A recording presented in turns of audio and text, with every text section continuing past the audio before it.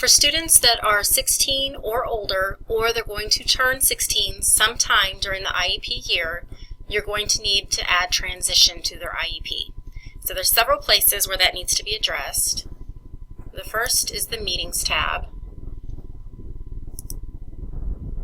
Okay, your meeting type is going to include Consider Post-Secondary Transition, and you're going to need another meeting contact. You're going to need the transition provider, and that's typically going to be the student's counselor.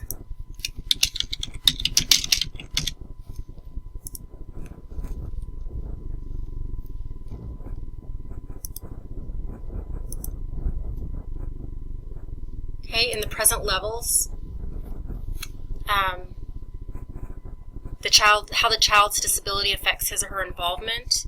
In addition to that, you are also going to talk about how the child's disability will affect his ability to reach their post-secondary goals, or what they are going to do after high school.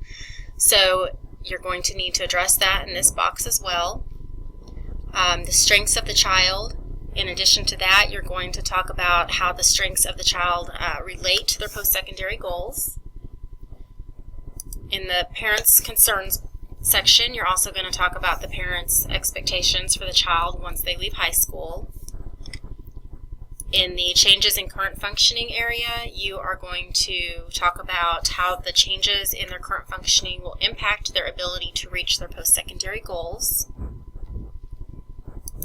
And then you're going to also include their Missouri Connections assessment in this box right here.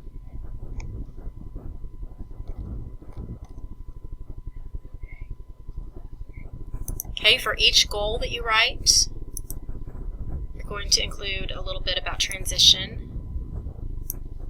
You are going to indicate which of these three domains the goal is going to assist the child in. So it could be 1, it could be 2, or it could be 3. For this goal, which is a math problem-solving goal, I might choose post-secondary education or training.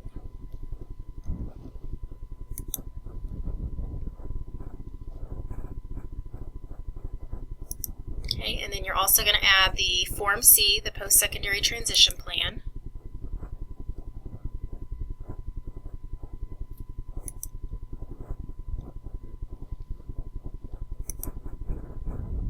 Okay, there's 3 areas that this plan is going to address. The first is employment, the second is education, and the third is independent living. So for employment, we're going to use the text library, and the statement is, after high school, I will, and you are going to choose this, and you're going to fill in the blank of what the student is interested in doing for employment after high school. And then in this section down here, you are going to describe how the school, the student, and the parent are going to work together to help the student reach their goal. And you can use the text library, and you can choose as many as apply to the situation in each area.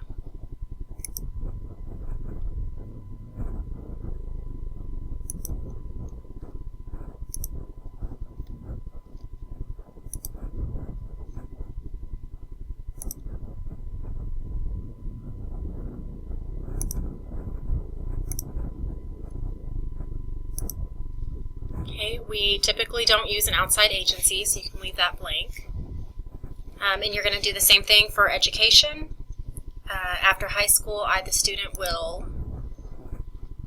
they might want to go to a post-secondary school, they might want to get some kind of vocational training, or they might go right to work and get on-the-job training in a certain field. So you're going to choose whichever one of those options best applies to the student. And again, you are going to describe how the school, the student, and the parent are going to work together to help the student achieve their goals. And the last section that you are going to talk about here is the independent living. So after high school, I will, usually the goal will be to live independently.